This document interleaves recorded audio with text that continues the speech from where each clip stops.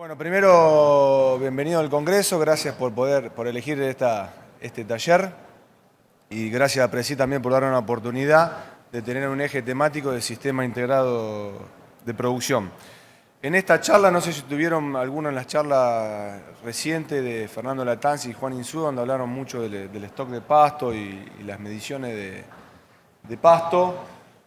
Nosotros vamos a dar un pasito más al sistema y vamos a tener como actor el recurso forrajero, ya sea esa pastura perenne o ese verdeo anual, donde todos entendemos o tenemos más claro qué objetivo queremos de ese pasto, producir más, con mayor calidad, con mayor persistencia, más otras características, pero vamos a tener también otro actor, que es el animal, donde si yo lo separo al animal, también me pongo como objetivo de elegir el valor genético de ese animal. Ahora, el paso que vamos a dar en esta charla con Germán y Martín es poner ese animal arriba de ese recurso forrajero y primero preguntarnos qué objetivo tenemos ahí cuando interactuamos esos dos actores. Que si a cualquiera nos pregunta es si quiero producción por hectárea, de carne o de leche o de lana, lo que sea. Ahora bien, ¿con qué eficiencia de conversión queremos? Damos un pasito más. Todos hemos trabajado en algún corral o en feedlot y la eficiencia de conversión nos sale de, lo primero que tenemos que medir. Bueno, en sistemas pastoriles, por ahí no es fácil medirlo, no sale entenderlo, pero que damos ese paso. Y también, si están en el Congreso escuchando, se está trabajando también un pasito más en ese objetivo de esa interacción con esa pastura y esos animales. También comprender, lo van a escuchar también en algunas charlas, qué servicio ecosistémico me está dando ese animal pastoreando ese recurso forrajero. Es un pasito más que empezamos a agregar, que no es nada nuevo, pero empezamos a complejizar. En esta charla en particular, en esta charla, tanto Martín y Germán nos van a compartir conocimiento y experiencia en las tomas de decisiones para llevar a cabo esa mayor productividad animal que necesitamos por hectárea con la mejor eficiencia de conversión. Para eso nos van a explicar y compartir los criterios para la entrada y salida para cada recurso forrajero, qué carga animal tenemos que tener en cuenta en función de esos criterios. Y principalmente también nos van a hablar mucho que todo esto es muy lindo, pero son personas que lo llevan adelante. Y cómo la capacitación, ya sea del personal a campo, de los profesionales que trabajan en cada empresa agropecuaria, tenemos que tener para llevar adelante esta gestión del pasto. Así que para arrancar, Germán Verone del INTA Balcarce, de la Facultad de Ciencia Agraria de Mar del Plata, es agrónomo con su magíster y doctorado en Múnich, nos va a presentar, y luego Martín Vigliardi de la empresa Gento, que trabaja ya hace un tiempo en el Departamento de Investigación y Desarrollo de Empresas Gento, que tiene mucha experiencia también al respecto. Así que los dejo en manos de Germán primero. Yo soy más petizo que Leo. Bueno, buenas tardes a todos, muchas gracias por estar acá, gracias por la invitación, es un placer estar acá con gente amiga, con Martín, con quien compartimos muchos intercambios, muchas discusiones de las buenas. Espero que no se aburran con la charla porque no van a encontrar nada nuevo, digamos. Creo yo. Yo voy a tratar de hablar de algunas cosas que me parece que son centrales. Recién hubo dos muy buenas charlas en el otro pabellón, en donde se habló mucho del stock, de qué implicaba ese stock, de formas de monitorear, de formas de medir el pasto. Yo voy a ir a otras cosas quizás que tienen que ver con eso. Y lo primero que quería hablar es, me parece que muchas veces nos olvidamos de estas cuestiones que son las que definen el resultado de una empresa. La ingeniería agronómica en el día nuestro, ¿no? Ordenar un sistema, planificarlo, cuándo voy a vender, cuándo voy a comprar, voy a estacionar el servicio, en qué fecha, el uso de los recursos, la distribución de las aguadas. Allá necesito los lentes y acá no. El manejo por ambientes, cuánto crecen, cuándo crecen mis recursos, el monitoreo del stock, el monitoreo del pasto. Esas son las cosas relevantes en un sistema. El manejo del pastoreo, que tiene que ver mucho con definir el momento de entrada, de la salida, con los sistemas de pastoreo, que ahí tienen un montón de nombres ahí abajo de fantasía. Yo les aseguro que todas esas cosas son todas más o menos igual, de malas o de buenas. Y si no tenemos resuelto lo de arriba, esto no nos salva. No nos salva un gurú que nos viene a vender alguna forma de manejar el pastoreo, si no tenemos el paso a paso de arriba resuelto. Quisiera mostrar un ejemplo de la importancia de ordenar un sistema. Ahí lo que tienen es, y ese sistema de cría instalado de largo plazo, instalado en la Reserva 6 del INTA Balcarce, que se pensó, se organizó, se diseñó en 1960 y algo. No había computadora, no había inteligencia artificial, no había nada. Y estuvo funcionando hasta hace un año o está funcionando aún, no tengo muy claro. Fíjense la variabilidad de las lluvias de Balcarce, entre 600 y 1300, ¿sí? Ni hablar de todos los gobiernos que pasaron en esa tirada de años, ¿no? Bueno, ese sistema de Reserva 6, que no hace nada mágico, sino que está ordenado, tiene bien definido los recursos forrajeros, dónde van, dónde están las aguadas, cuándo hace el estacionamiento de servicio. Ese sistema produce entre 230 y 270 kilos de carne desde hace 40, 50 años, más o menos. La media regional sigue entre 70 y 100, y grupos de productores más tecnificados o con asesoramiento andan ahí entre 150 y 170. ¿Sí? Para que vean un poco la importancia de los factores.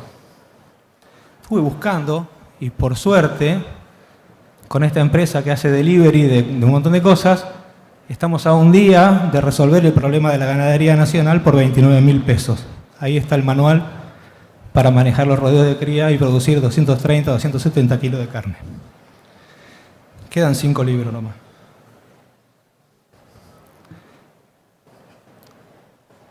Entonces, ¿cuál es la clave para producir mucho y para hacer una buena gestión? Y hay que ordenar lo que sea necesario ordenar para cosechar mucho forraje. Fernando Latanzi recién decía, la producción animal es cosecha de pasto por eficiencia de conversión de ese pasto. ¿Y cuándo se juega el partido de la producción de pasto en la región pampeana húmeda, semihúmeda?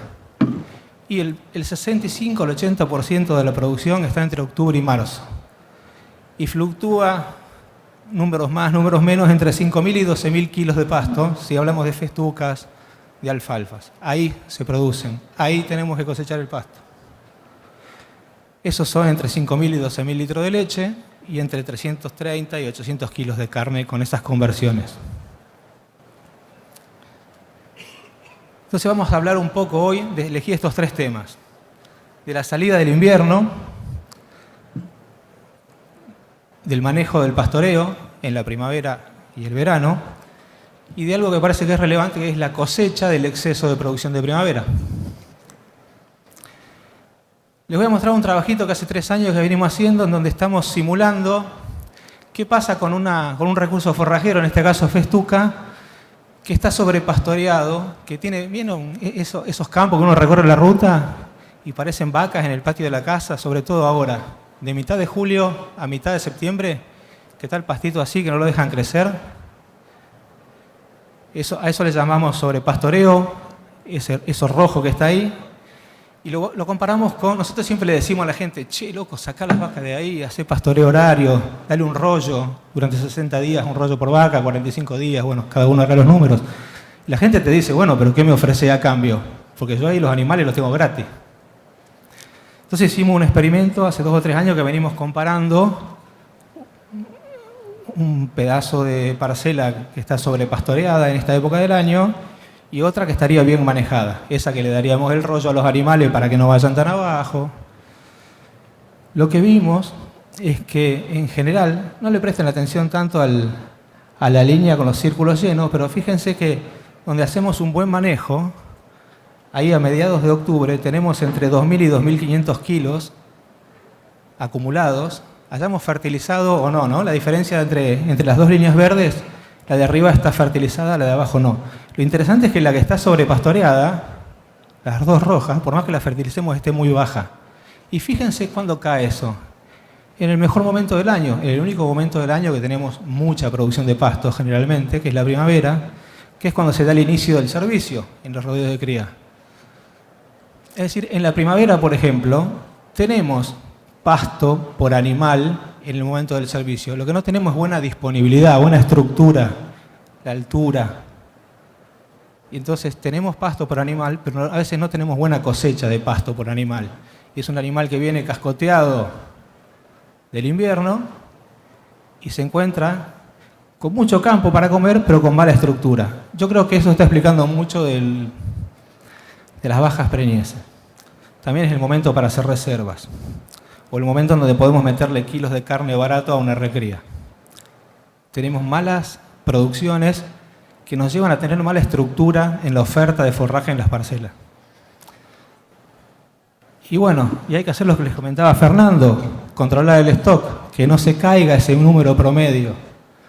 Controlar los remanentes, porque si afectamos los remanentes, afectamos los rebrotes. Hay que monitorear ahí, en esa época. Todo el año, hay que monitorear todos los años. Otra cosa que, para lo que serviría mucho monitorear ahora, es para pescar el momento en que se da la escalada en la tasa de crecimiento. En primavera, esa es una gráfica que muestra el consumo de tres terneritos, una línea violeta que son 18 kilos por hectárea, lo que consumen 3 terneros, cada ternero consume 6-7 kilos. Y tienen 2 potreros que podrían ser 2 años, ¿sí? Y fíjense que en un caso, la línea que tiene puntitos blancos, ya a fin de julio, inicios de agosto, equipara al crecimiento y no haría falta suplementar, y la otra no. Bueno, eso lo vamos a pescar si monitoreamos. Hicimos un trabajo ahí en el INTA Balcarce y comparamos la frecuencia de monitoreo, donde había un asesor que monitoreaba cada 7 días en esa época del año, entre julio y septiembre, y otro que monitoreaba cada 30 días, y la diferencia fue que los dos lograron más o menos la misma producción animal, pero uno usó 5 veces más suplementación. Bueno, para eso sirve monitorear el stock, ¿no? Ahora vamos a salir del invierno, ya vamos a estar en plena primavera, y les quería comentar algunas cosas de manejo del pastoreo que tiene que ver con la eficiencia de conversión de pasto en producto animal. Y les voy a comentar los resultados de experimentos realizados en el INTA Villegas principalmente, y de seguimientos de módulo en el INTA Balcarce. Vamos a hablar un poco de alfalfa. Lo que aprendimos de una serie de experimentos, 4 o 5 más o menos, es que tenemos que dejar de usar el 10% de floración para el manejo. Basta, no sirve para nada. Sirve para hacer rollos, no sirve para manejar el pasto. Usemos altura como herramienta de monitoreo y como guía, como algo orientativo para definir cuándo entramos y cuándo salimos. Es más fácil de medir, te da una idea de cuánto pasto hay, si está más alto hay más pasto, si está más bajo hay menos pasto. Tiene relación directa con la calidad nutritiva, mucha altura, poca calidad, menos altura, más calidad. El 10% no nos dice nada. ¿Qué altura tendría que tener la pastura de alfalfa cuando entro con los animales? No más de 40 centímetros. En 40 centímetros se logra la máxima tasa de consumo animal individual, de consumo por animal. Ahí hay una guía, ¿sí? 40 centímetros es a la rodilla mía, no sé, capaz que a la canilla de Leo o de Ginóbili, ¿no? Esos son 40 centímetros. Yo les aseguro que si hoy salimos en tour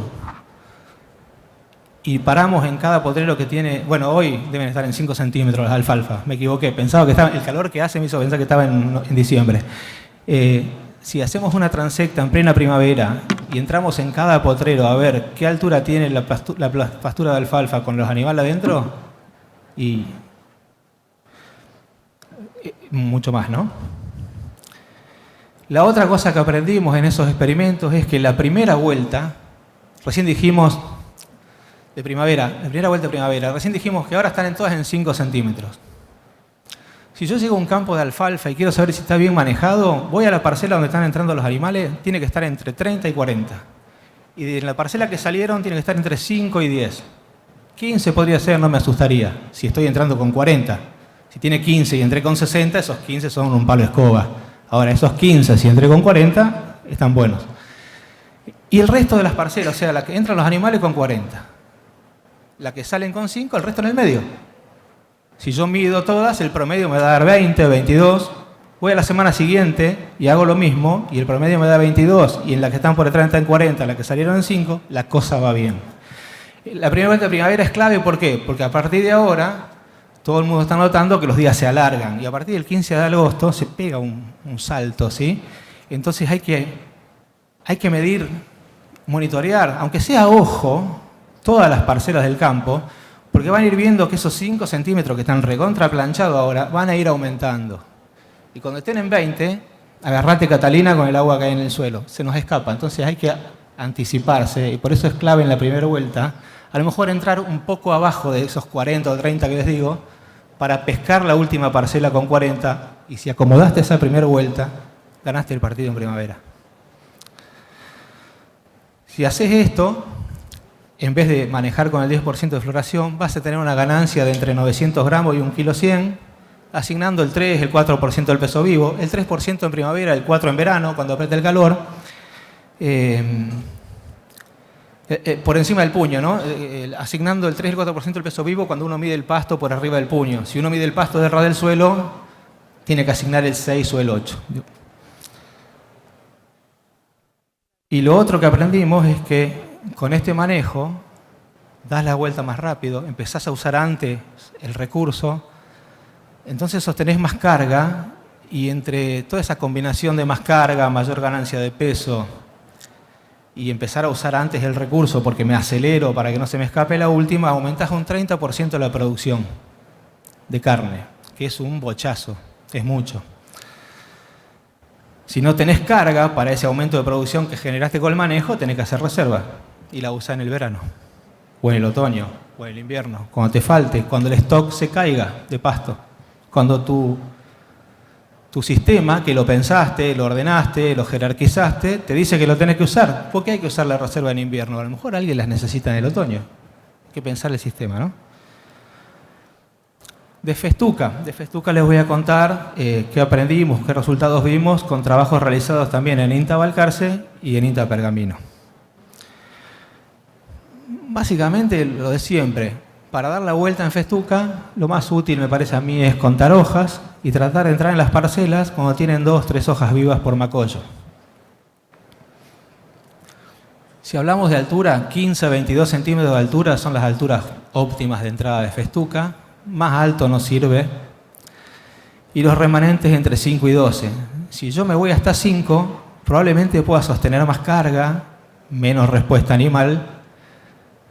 Y si dejo 12, capaz que sostengo menos carga, pero tengo más respuesta animal. Eso es viejo como el agua, no descubrimos nada nuevo, ¿no? Y la otra clave para el manejo de este tipo de pasturas base... Hablo de Festuca y de alfalfa porque son las especies más... que abarcan mayor superficie en nuestra región. Por eso. Y porque es de lo que tenemos más información. Evitar la encañazón es el otro punto. Ahora, del 1 de septiembre en adelante, Festuca va a querer hacer lo que está haciendo Cebadilla ahora. No sé si prestaron atención, pero Cebadilla está empezando a ponerse erecta, ¿no?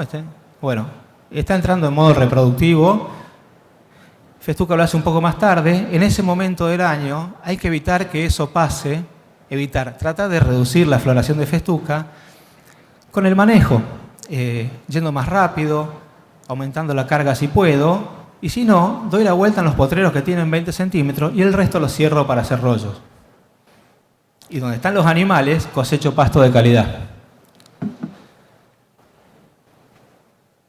Esta es la diferencia en respuesta animal si hacemos eso versus si no lo hacemos. Si no lo hacemos, tenemos 680 gramos en primavera por animal por día, lo cual es una ganancia buena, pero si lo hacemos tenemos 900 gramos. Y eso se traslada en verano, en otoño y en invierno. Cada vez menos porque se va perdiendo el efecto de lo que hicimos en la primavera, estamos más lejos. Pero no da lo mismo. No da lo mismo monitorear que no monitorear. No da lo mismo entrar con 20 que entrar con 30 centímetros de altura. No es lo mismo, no todo es lo mismo. Esos lotes no se tienen que pastorear. Tienen que ir a reservas. Parece que monitorear el stock, y ese monitoreo del stock, monitorear el stock es ver cada 15 días cuánto pasto tienen todos los potreros por donde andan dando vuelta los animales. Eso lo podemos ayudar. A mí me gusta mucho este ejercicio, creo que tiene mucha potencia, con hacer una estimación del cierre de potreros para reservas. Y eso lo podemos hacer ahora, hoy. ¿Sí? Lo primero que tenemos que estimar es la demanda, ¿para cuándo? Para el momento en que vamos a hacer reservas, que puede ser octubre-noviembre. Voy a poner un ejemplo, tengo 150 vacas y en octubre-noviembre, voy a tener en octubre-noviembre 150 vacas pastoreando una superficie de 60 hectáreas de alfalfa. Podrían ser 20 de alfalfa, 20 de festuca, es un ejemplo. O sea que tengo 2,5 animales por hectárea, porque son 150 vacas de 60 hectáreas, y esas vacas tienen una capacidad de consumo de 14 kilos. O sea que yo tengo una cortadora de pasto, una cosechadora, que no puede cosechar más de 35 kilos por hectárea por día. Es una matemática muy simple. Y se puede saber, todos sabemos cuántos animales tenemos y cuántos recursos tenemos, si hicimos bien el orden del sistema. Después tenemos que estimar la oferta para esa época del año, y esto ya es más difícil, ¿no es cierto? No tenemos ni idea de cuánto pasto va a haber en octubre, noviembre. Bueno, si nosotros hacemos monitoreo de stock, podemos tener datos históricos de cuánto crecen nuestros recursos, pero sigue siendo historia, ¿no? Pero es mejor que no tener nada. Podemos preguntarle a algún organismo que nos diga, che, ¿cuánto crecen los recursos en esta zona? El INTA elabora informes que son a nivel provincial por distintos recursos, pero si les interesaría ver su campo y cómo está su campo, en vez de acercar el ojo en la foto del WhatsApp, nos pueden escribir un correo electrónico y nosotros les brindamos algunas herramientas para que cuando hagan clic vean su campo y vean qué dicen los nietos del INTA, cuánto está creciendo. ¿Qué saben esto? ¿Cómo va a crecer eso? Bueno, capaz que van al campo a ver cuánto crece. Esa es la idea, en realidad no nos es imposible que sepamos nosotros cuánto crece el pasto en sus campos. Es algo para orientativo. Y también se pueden usar aplicaciones que simulan el crecimiento del pasto. Esta es una aplicación que desarrollamos con proyectos de INTA y de la facultad. Se llama Gestión del Pasto, la pueden buscar en el Play Store. Lamentablemente solo funciona en Android. Es gratuita y no necesita de internet para usarla. La puede usar en el medio del campo sin conectividad.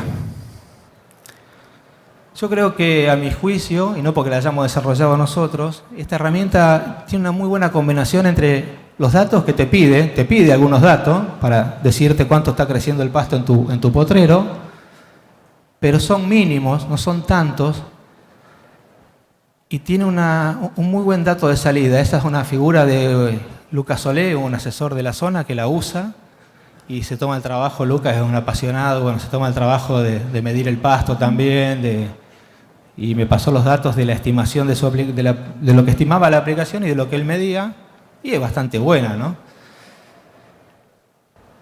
Entonces supongamos que después de todo ese berenjenal nos dio 60 kilos de crecimiento para octubre-noviembre. Ya todos están pensando cómo sigue, ¿no? Es muy fácil. Si yo tengo una capacidad de cosecha de 35 y capaz que me crece 60, y bueno, capaz que me está sobrando el 42% de la superficie. Capaz que me está sobrando, pues son números que estamos haciendo ahora. ¿Cómo lo ejecuto a esto? Bueno, en octubre-noviembre monitoreo cada 15 días la altura de pasto, y supónganse que estamos en alfalfa, me voy a ir dando cuenta si la altura promedio de todo mi campo, que tenía que ser 20, la semana siguiente es 25, la semana siguiente es 30, y se me está escapando la tortuga, está creciendo más el pasto que, la capacidad, que lo que tengo de capacidad de consumo, es momento de hacer reservas. ¿Cómo medir el stock? Hay miles de formas. La clave está en hacerlo cada 15 días, todas las semanas, todos los meses del año, todos los años en los que estamos en el sistema ganadero. Cualquiera puede ser el sistema, pero en INTA estamos haciendo un pasturómetro. Si quieren comprarlo, bienvenido. Me mandan un mail, yo los pongo en contacto con la gente que lo hace. Ya termino. Entonces, ¿cómo lo ejecuto? Supónganse que recorrí y medí el stock de salud, medí el stock de pasto y me dio 600 kilos el 1 de octubre. Y yo había calculado, ¿sí?, que el consumo era de 35 kilos por día. O sea que tengo 30 días, 31 tiene octubre, pero bueno, 30 por 35, ¿sí? Yo me voy a comer 1.350 kilos. Si tengo 600 y me voy a comer 1.350, me voy a quedar en negativo. Pero voy a tener crecimiento. ¿Cuánto? Y no sé. Puede ser 60, entonces el stock a fin de octubre se va a ir a 1.050. Ya ahí, a inicios de octubre, puedo usar la aplicación ya con datos más cercanos a la realidad. Puedo saber si tengo agua en el suelo. ¿Qué dice el servicio meteorológico? ¿Cómo va a ser octubre? ¿Igual el promedio o más frío o más caliente? Puedo hacer una estimación con esos mínimos datos de entrada que les contaba recién y tener más precisión en cuánto puede llegar a crecer ese octubre, ¿sí? Y jugar un poco. Che, si en vez de crecer 60 crece 50 y va a bajar a 750, va a ser de 750.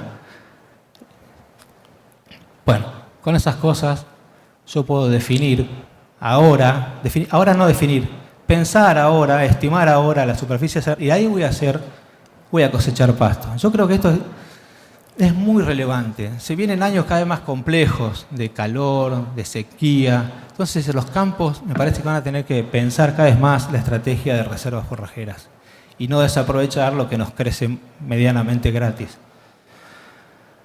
Cuando llega el verano, aumenta la temperatura, en lo que se pueden pagar las vacaciones se van a Mar del Plata, pero el campo sigue produciendo. Y voy a terminar con esto. Esta es una figura de José Jáuregui, un trabajo muy lindo, donde ellos vieron que si la temperatura media está entre 30, 33, 35, el crecimiento es cero de la planta, entra en balance negativo. Es riesgoso para la planta, para muchos tejidos de ella, estar en esas temperaturas. Entonces, en veranos secos y calurosos hay que tener cuidado con los remanentes, de festuca estoy hablando. ¿Por qué? Porque la planta se enfría haciendo circular agua por sus tejidos. Si yo no le dejo tejidos, no se enfría, se cocina. ¿Sí? Creo que el 97% del agua que pasa por la planta es refrigerante, tiene función refrigerante. ¿Sí? Si yo no dejo hojas, la transpiración ocurre y todas esas yemas que están en las bases de los macrollos se mueren y me quedé sin pastura. Entonces no recupero nunca. Es decir, por no controlar el stock, no manejar los remanentes, me quedo sin stock para el otoño siguiente. Entonces conviene usar remanentes más altos en verano. Obviamente siempre depende de dónde estemos. Si estamos en el centro norte de Entre Ríos, capaz que conviene no pastorear en diciembre-enero. Y ese pasto que crece es para que la planta se refrigere, es para la pastura o para tener pastura del año siguiente. Entonces a lo mejor el stock en Entre Ríos hay que ser más cuidadoso. Capaz que en el centro norte de Buenos Aires y puede ir un poco más abajo porque no es tan agresivo el clima. Depende a lo mejor en el suelo que estoy. Si estoy en un suelo un poco más salino, capaz que me tengo que comportar en el centro de Buenos Aires como si estuviera en Entre Ríos. Y capaz que al sur, donde estamos en la zona del sudeste, es menos riesgoso. ¿Por qué? Porque hace menos calor. O es más corto el periodo de estrés térmico. Muchas gracias.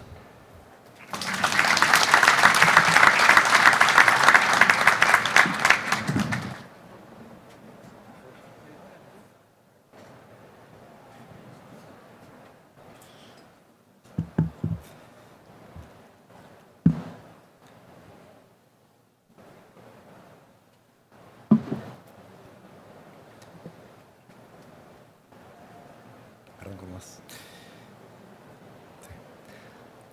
Buenas tardes a todos, gracias por la invitación y es un honor y un placer compartir con Germán. Como dijo, tenemos muy buenas discusiones, de las buenas, como dijo él. Trabajamos mucho codo a codo y compartimos la mayoría de los temas filosóficos.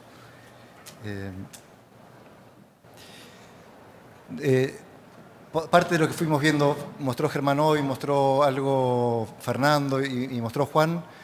No olvidarnos que el campo es una fábrica, tiene todos los componentes de una fábrica, que entran insumos y salen productos, pero la diferencia con una fábrica normal es que es una fábrica a cielo abierto.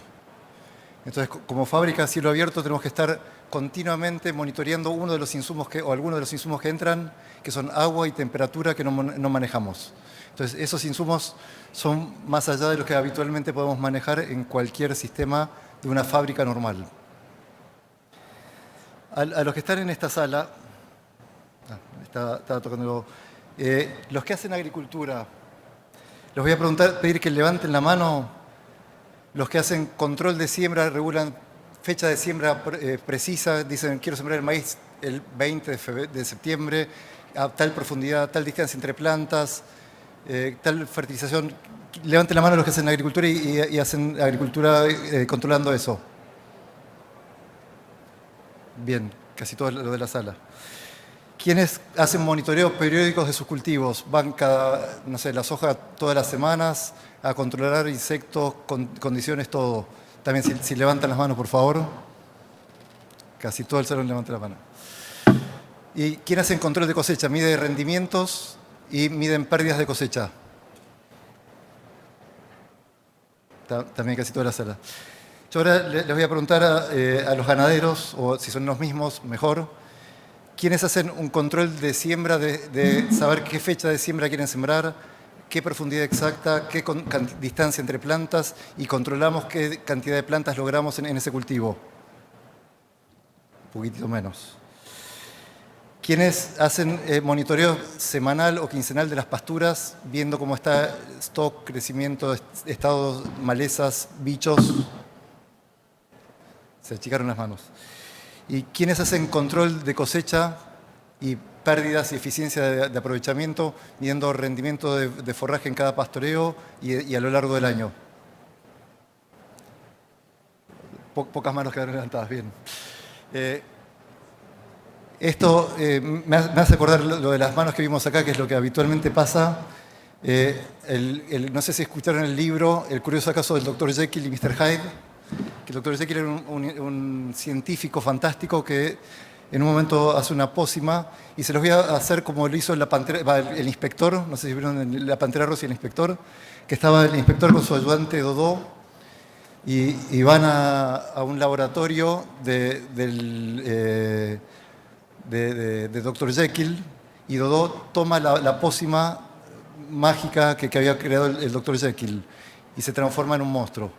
Entonces, en la realidad pasa que parecemos que la agricultura hace agricultura de precisión, siembra variable, fertilización variable, todos los controles habidos y por haber, especies para un ambiente, especies para otro, y cuando nos damos vuelta y ese mismo hace la ganadería, se ve que de tomar en el mate de la mañana cuando se pone en silla el caballo, se transforma en el monstruo que no hace control de siembra en cualquier momento del año, no controla bien la siembra, no monitorea los cultivos, no mide las cosechas. Si pretendemos tener los mismos resultados haciendo las cosas distintas, va a ser bastante difícil.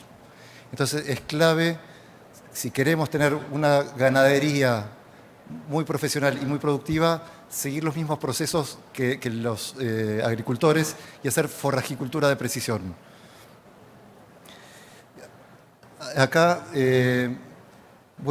primero voy a explicar algo filosófico, o les muestro acá. Entonces, antes de mirar los animales, tendríamos que mirar los suelos y qué plantas poner y cómo ponerlas. Esto, tenemos una causa y una excusa para no ser tan buenos en agricultura como en ganadería, y por suerte me lo explicó un neozelandés, John Hay, hace 35 años más o menos. Vino al país y dijo, ¿cuál es la diferencia entre Argentina y Nueva Zelanda en producción de pasto? No sé si saben, allá es todo verde, tienen cargas de 3 a 5 animales por hectárea, altísimas producciones de pasto, altísimas producciones de carne y de leche. Y él decía, ¿cuáles son las diferencias entre un país y otro? No es que uno habla inglés y el otro no, y lo que fuera. Dice, cuando vinieron los conquistadores acá, habían millones de hectáreas con pastizales. ¿Qué hicimos? Nos preocupamos solamente de los animales. Cuando llegaron los colonos a Nueva Zelanda, era suelo volcánico, tierra muy pobre, no había pasto y no podíamos meter animales. ¿Qué hicieron? Mejoraron el suelo, después mejoraron el pasto y después mejoraron los animales. Entonces hicieron la cadena bien y nosotros siempre nos enfocamos en los animales y tenemos ese vicio. Si uno se imagina ir en el túnel del tiempo 100 años para atrás, seguramente la agricultura de hace 100 años y la de hoy es totalmente distinta, pero si agarramos varias de las rutas del país, vamos a Mar del Plata, vamos a Bahía Blanca o donde quieren ir, agarramos las rutas y vamos a ver que la mayor parte de los campos siguen manejándose como se deberían haber manejado hace 100 años. Entonces, tenemos, como decía hoy Germán, producciones de 70, 100 kilos de carne por hectárea cuando los techos están arriba de 1000. Y eso depende, la diferencia, la brecha es enorme cuando en agricultura no es tanto. Entonces, eso es porque no hacemos los procesos como los hacemos sí en temas agrícolas. Esto de acá es una foto de cualquier campo. Este de campo más bajo, inclusive que el otro lado, en el otro campo lo compró otra gente, ahora está en agricultura permanente. Pero fíjense acá todo verde, muchos animales en buen estado, comiendo bien.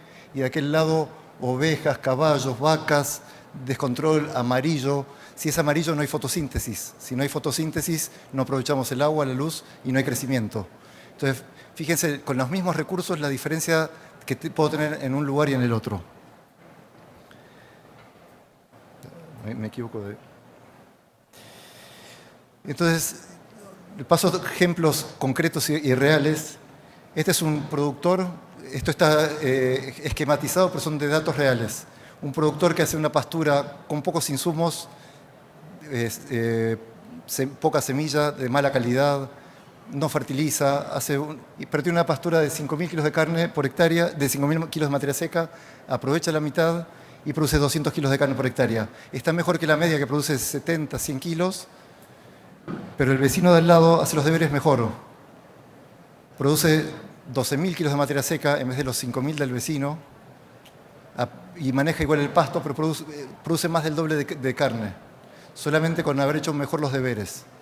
Pero si al anterior le mejora el manejo, que aprovechamos no el 50% del pasto, el 70%, y con mejor calidad, como decía Germán, entramos a las alfalfas con 30, 40 centímetros de altura, las gramíneas 15, 20 centímetros, en mejores condiciones todo el tiempo, podemos producir con el mismo recurso más de 800 kilos de carne por hectárea.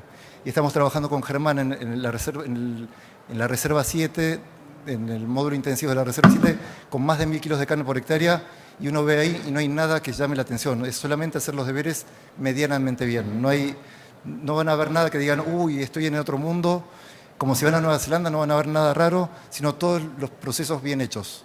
Se trata de hacer todos los procesos bien hechos. Y esto es para mostrar algunos de los efectos que uno ve a campo. Esto me gusta ponerla siempre, esta diapositiva. Estaba en un recorrido en un campo grande en La Paz, Entre Ríos. Ya La Paz, como decía Germán, estamos al límite de la zona templada, ya es una zona bastante complicada. Si miramos esta foto, iba andando por el camino, me están llevando a recorrer, vimos el camino, vimos la pastura de la izquierda. Si se fijan, hay festuca y alfalfa, se ven las cañitas de la festuca y alfalfa. Y hacia la derecha no se ve alfalfa. ¿Estamos de acuerdo ahí en esa foto? Esto era en el verano. La siguiente parcela comida, estaba la sin alfalfa y la otra sin festuca. Fíjese, la misma pastura con 3 manejos que se quedaron dormidos un día y dejaron más tiempo o comieron con barro, lo que fuera, se transformó en 3 pasturas distintas. Era el mismo potrero campo grande, potrero de 100 hectáreas y miren en una parte cómo es clave el manejo y cómo puede incidir en los recursos que tenemos. Esto de acá es un trabajo que hemos hecho con nuestros mejoradores genéticos, que son las ovejitas de allá atrás. Manejamos el principio de primavera, pastoreos continuos y frecuentes y aprovechando todo el pasto. Y en un lado decíamos lo que dice Germán, fíjense si se nos pasa el pasto, ¿qué pasa? Cuando se nos pasa el pasto y después pastoreamos, miren cómo queda el potrero. Queda amarillento, perdimos un montón de macollos, y ahí en ese caso habíamos perdido desde septiembre a noviembre casi el 25% de macollos, y hacia la salida del verano el 50% de macollos. O sea, una pastura quedó flaca y menos persistente que la otra solamente por el manejo que le dimos en la primavera. Miren la importancia que tiene de estar continuamente comiendo bien el pasto. Y remarco algo que decía Germán, esto es suelo desnudo en verano. Si dejamos el suelo desnudo en verano, fíjense la temperatura que llega el suelo, 58 grados, mientras si tenemos cobertura, ese mismo suelo está en menos de 30. Entonces, no solo con el refrigerador, el radiador que tienen las plantas, con la recirculación de agua, sino la cobertura que impide que se cocine todo lo de abajo también. Entonces, es importantísimo cuidar la cobertura en algunas épocas del año para las plantas. Entonces, vimos que el ganado es importante, el suelo y el pasto son importantísimos, pero todo esto tiene que estar gerenciado por gente que esté capacitada y metida en el tema. Hace unos cuantos años, más de 10 años, estábamos en un congreso técnicamente muy bueno con oradores de primer nivel, y en un momento preguntaron de la gente que está en la sala quiénes en los últimos 15 días habían movido el piolín de los animales. ¿Alguien se anima a decir quiénes en los últimos 15 días movieron el piolín de los animales? Bien, en la última semana. Bien, la mayoría de los que estamos acá, yo tampoco lo hice, la mayoría de los que estamos acá no lo hemos hecho. Entonces, este conocimiento tiene que llegar a la gente, y nos dimos cuenta que no le estaba llegando a la gente que mueve el piolín todos los días. Si lo que explicó Germán hoy, lo que explicó antes Fernando Latanzi y había explicado también Juan Insúa, esto le tiene que llegar a la gente que está todo el día en la trinchera moviendo los animales. Y creamos esto de Escuela de Pastores. Después Paulo Recabarren también hizo unas capacitaciones de personal muy buenas, que capacitamos a la gente y estábamos muy contentos. Pero como hablamos con Leandro antes de la charla, muchas veces esto no se continúa en el tiempo, y no se continúa en el tiempo porque cuando uno hace estos cambios, tiene que hacer hábitos si yo voy al gimnasio un día, me siento bárbaro, pero si no voy seguido no voy a estar musculado. Entonces, si uno tiene que hacer hábitos repetidos y continuos en el tiempo, para eso tiene que estar muy enfocados el dueño, el encargado del campo y el personal de campo. Tienen que estar todos, los campos que andan bien, en los que los tres patas están muy metidos en el tema. Entonces, creemos que el siguiente salto es que todos estemos bien capacitados y todos estemos prestándole atención a esto. En el ejemplo que te decía yo de 200 kilos de carne u 800 kilos de carne, 200 kilos de carne tenemos un ingreso bruto de $600, después hay que contar todo lo demás, y en el de 800 kilos de carne tenemos $2.400 por hectárea. La diferencia es enorme, o el de 400 es de 1.200 kilos de carne por hectárea. La diferencia son más de 1.000 kilos de carne por hectárea por gerenciar bien el pasto. Entonces tendríamos capacidad de poner a alguien para poder gerenciar bien el pasto. Entonces, estos son algunos de los factores más importantes de producción animal, o de las pasturas y de animales: implantación, elegir bien los recursos por ambiente, nutrir bien las pasturas y manejo de las cosechas de los recursos. Todos estos son fundamentales. Ahora estamos haciendo foco en solamente algo de lo que es manejo de la cosecha. Y pongo manejo de la cosecha porque nos demos cuenta que la cosecha tiene que ser igual que la cosecha agrícola. Tenemos que estar atentos a hacerla bien y controlar las pérdidas que tenemos en nuestros recursos. Entonces, no es que pongo pastoreo, sino pongo cosecha para que lo tengamos bien refrescado eso. De vuelta, lo que hablamos, habló Fernando, habló Juan, habló Germán, y vuelvo a hablar yo. No es que más o menos nos pusimos de acuerdo, pero no queremos dejar de hacer foco en esto. Entonces, tengo que hacer foco en que tengo que tener un stock promedio en el campo. Entonces, ya sea de kilos de materia seca, altura, como decía Germán, tengo que tener un objetivo e intentar mantener ese objetivo de stock del pasto. Si yo veo que el pasto crece más y mi stock va subiendo, o veo que la tasa de crecimiento va a hacer que sea más alta, como mostraba hoy Germán, de lo que comen los animales, me va a estar sobrando pasto. ¿Qué hago ahí? Hago reservas. Generalmente se da desde fin de agosto en adelante, o mediados de agosto en adelante. Lo opuesto, desde a principios del invierno, fin de otoño, principios de invierno, los animales comen más de lo que crece el pasto. Entonces cada vez el stock se nos viene abajo.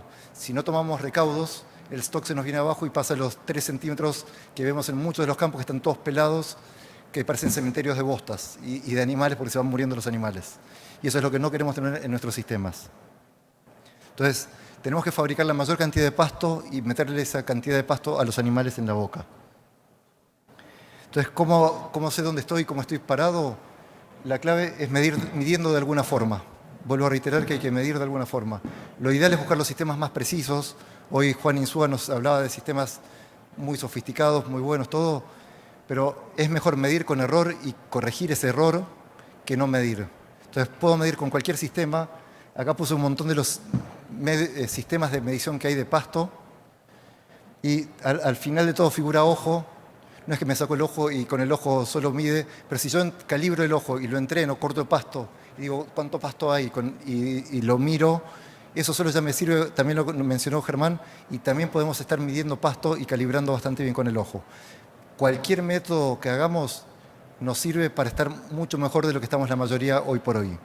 Entonces es clave que estemos midiendo continuamente para saber dónde estamos parados. ¿Y por qué medir pasto si ya hay curvas de medición de pasto de todos lados y de muchísimos años? Porque pasa esto, si se fijan, esos son mediciones de raigrasa anual, acá cerca de Buenos Aires, tambos de la cuenca de Abasto, son de tambos de crea de la cuenca del Abasto, de mediciones de varios años, de varios campos. O sea que hay sintetizado un montón de información en curvas. La negra es el promedio que uno diría, con esta tasa de crecimiento es lo que crece un raigrás en la zona de Abasto, Ruta 41, va desde Capilla del Señor hasta Castelli. Pero si se fijan, un año en el otoño produjo este año también, casi el doble del promedio. Si yo creo en la curva negra, me sobró la mitad del pasto. Hay años como la curva azul, que a la salida en el invierno produjo la mitad. El año pasado también, la tasa de crecimiento de invierno del año pasado fueron casi la mitad que el promedio. Hasta fin de septiembre fueron la mitad de las tasas de crecimiento. Entonces, si yo solamente me guío con mi planillita que digo, crece tantos kilos de materia seca por día, voy a estar complicado. Esto es para pasturas, fíjense también, pasturas de alfalfa y festuca mediterránea, miren la variabilidad que hay según el año. Las primaveras son el invierno es menos variable, como decía Germán hoy también, pero sigue siendo variable también. Estos son datos de los campos del jabalí, no sé si ubicaron unos tambos que originalmente eran de Carlos Casares y tienen en un montón de lugares gente que trabaja hace más de 20 y pico años midiendo pasto. Si se fijan, en un año bueno, que es las barras de la izquierda, alfalfa pura o festuca con trébol blanco y trébol rojo producen casi lo mismo.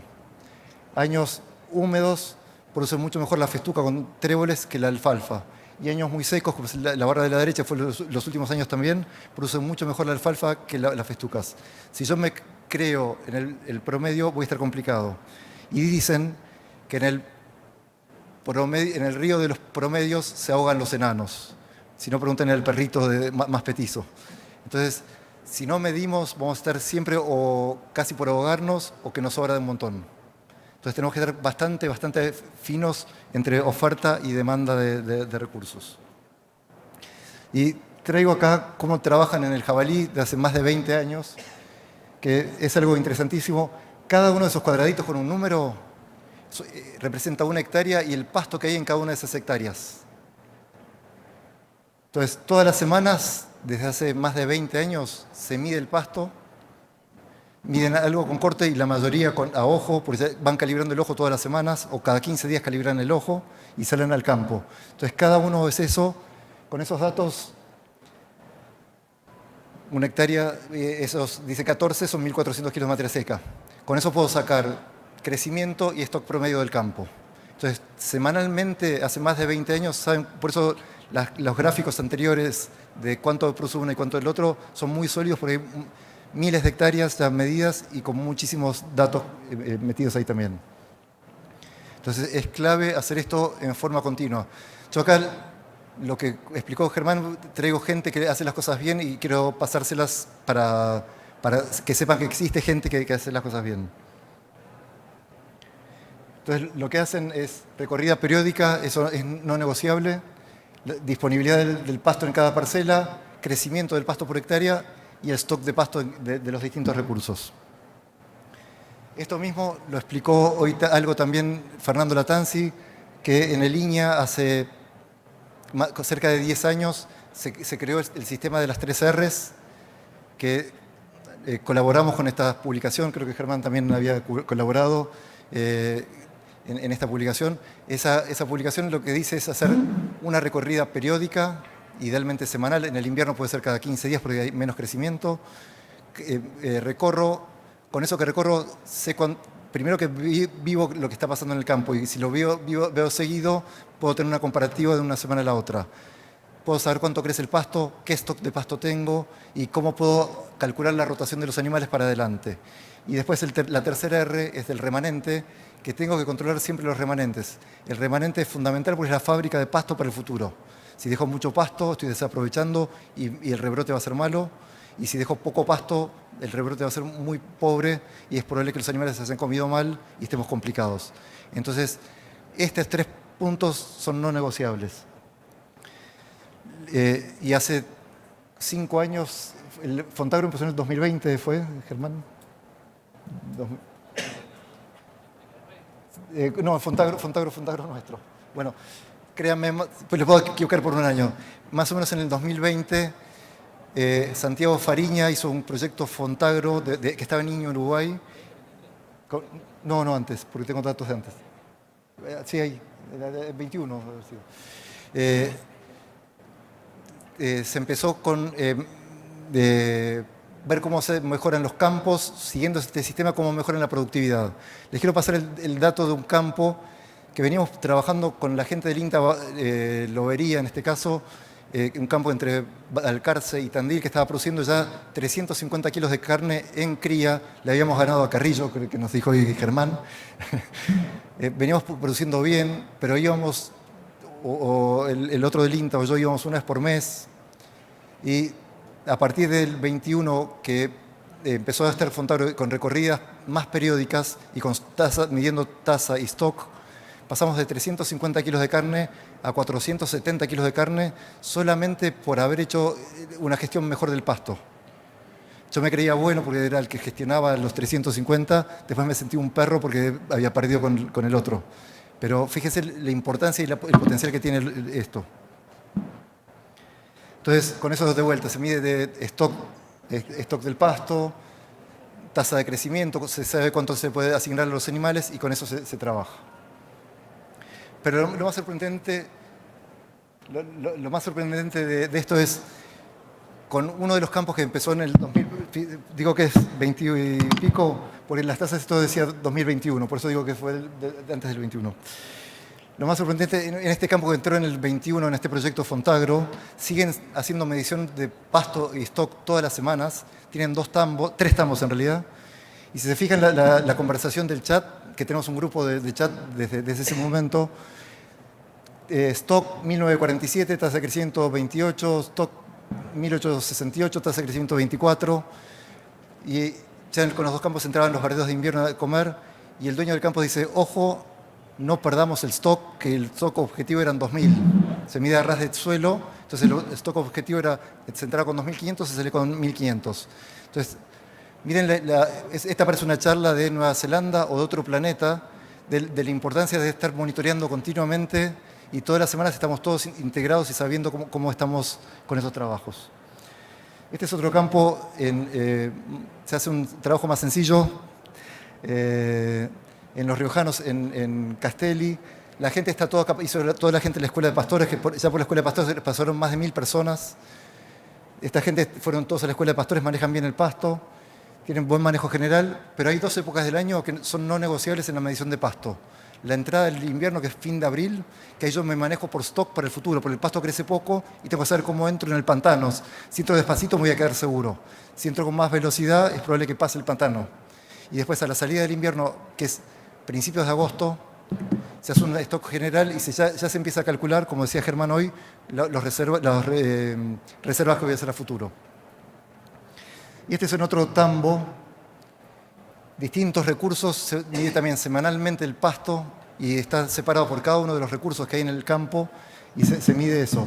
Con eso se hace un gráfico general del campo, que si miramos esta parte de acá, es el promedio de toda esa curva anterior que vimos. Entonces, con la cantidad de pasto que hay, y allá está el stock promedio, allá está el stock del pasto arriba a la derecha del campo, que en el invierno se deja que baje un poco porque entran los verdeos que tienen menor stock. Entonces tiene algo de sentido que sea menor stock. Con eso se sabe, con lo que crece el pasto, si no quiero que aumente, sube el stock, sé lo que le puedo dar de comer a los animales y lo que me falta dar de comer de afuera. Y en el gráfico de abajo a la derecha es cada uno de los potreros del campo, la cantidad de pasto que tienen. Y fíjense que hay una línea celeste, azul, y hay una línea naranja. La línea naranja es los potreros que se pasaron de 3.000 kilos de materia seca, se sacan del sistema, no cuentan más dentro de la rotación de los animales. Esos se mandan a reservas. Entonces, se mandan a reservas en octubre y 26 días después tenemos en ese mismo potrero, miren la pastura que tenemos. Si hubiera tenido que entrar pasado, es como haber ido a comprar, ir a la panadería todos los días y comprar pan viejo. Si entro pasado y pasado, estoy comprando pan viejo todos los días. Y para terminar, el mayor problema del ser humano no es apuntar alto y no llegar, sino apuntar bajo y llegar. Y después, quien quiere hacer algo encuentra un medio y quien no quiere hacer nada encuentra una excusa. Muchas gracias.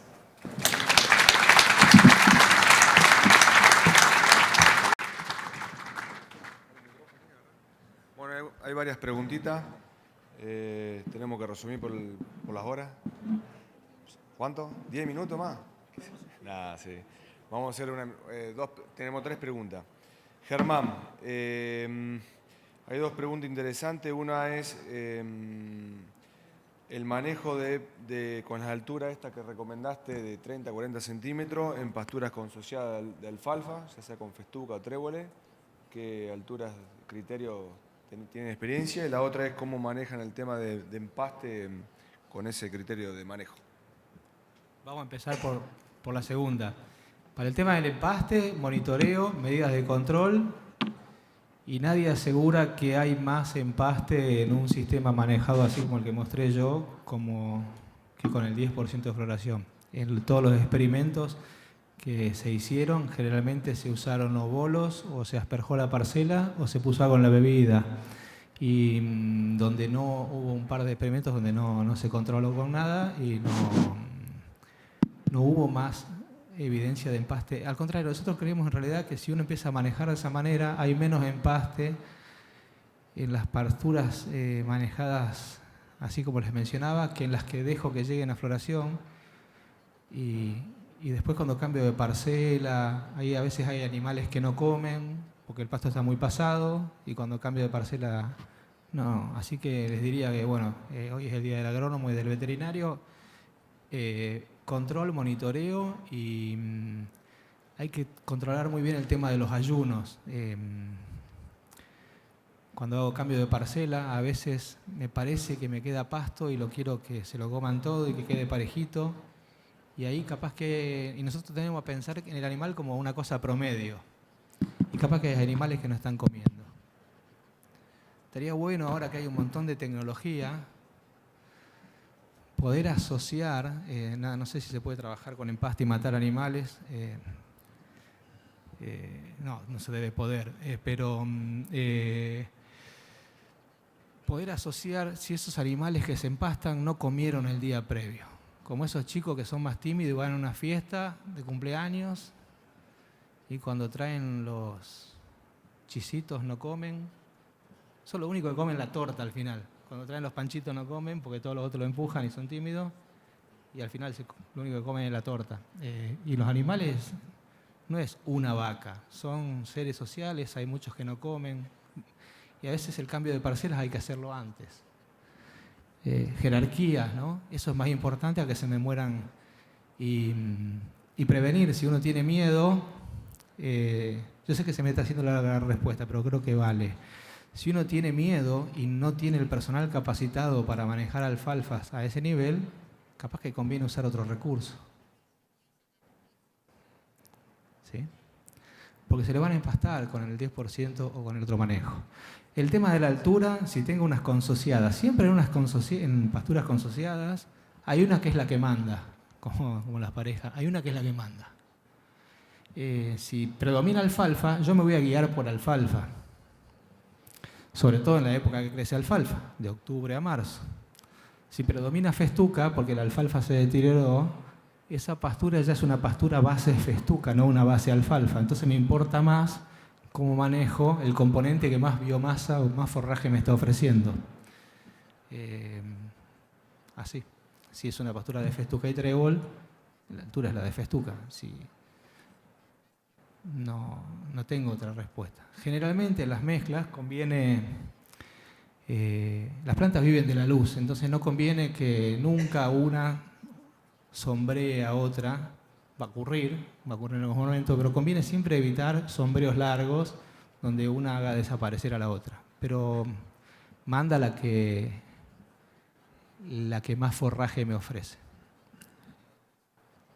Bien, una para Martín para terminar y varias preguntas también para Germán. Después de última se acerca el público para preguntarle. Pero Germán, hay una pregunta, Martín, una de las preguntas es de los casos exitosos que mostraste que están trabajando con el manejo del pasto. ¿Qué organigrama de trabajo tiene esa empresa y quiénes son las personas que se capacitan y quién lidera todo ese manejo del pasto dentro del campo? Bien, ¿me escuchan? Sí. Ahí voy a dar primero una respuesta filosófica, porque parte de mi charla fue más filosófica que técnica, pero intentaré ir por ese mismo camino. Una de las personas que más supo de pastos en la historia fue Colin Holmes, calculo que estarás de acuerdo, Germán, y manejo de lechero en pasturas, que él personalmente medía el pasto todas las semanas en los tambos donde trabajaba. Dándole la importancia que tiene a la medición de pasto. Es decir, para él era foco estar con los pies en la tierra, sabiendo lo que estaba pasando y tomar decisiones reales con las decisiones que iba tomando. Entonces, primero es la respuesta filosófica. En todos los campos hay gente, mandos medios o altos, que se dedican a eso. En algunos casos hemos hecho... Un campo que tuvo mucho éxito también era el encargado del campo, que era un hombre que no había terminado primaria, había llegado a 5º grado, que yo cada vez que iba al campo de él estaba como 3 o 4 horas después de mi recorrida, hablando con él y explicándole, y era un fenómeno, y no es que uno necesita hacer un MBA para hacer esto, pero la gente que tiene que tomar la decisión es la que toma la decisión del manejo y tiene que ser alguien que esté involucrado con el pasto. Y en ese campo se medían todos los potreros del campo, de más de 1000 hectáreas ganaderas, en cada que entraban y salían los animales de cada potrero. Y eso se puede hacer y entender un poco el sistema, pero es una persona clave en el sistema, el pastor que tiene que estar acá. Muchas gracias. Terminamos. Muchas gracias por asistir.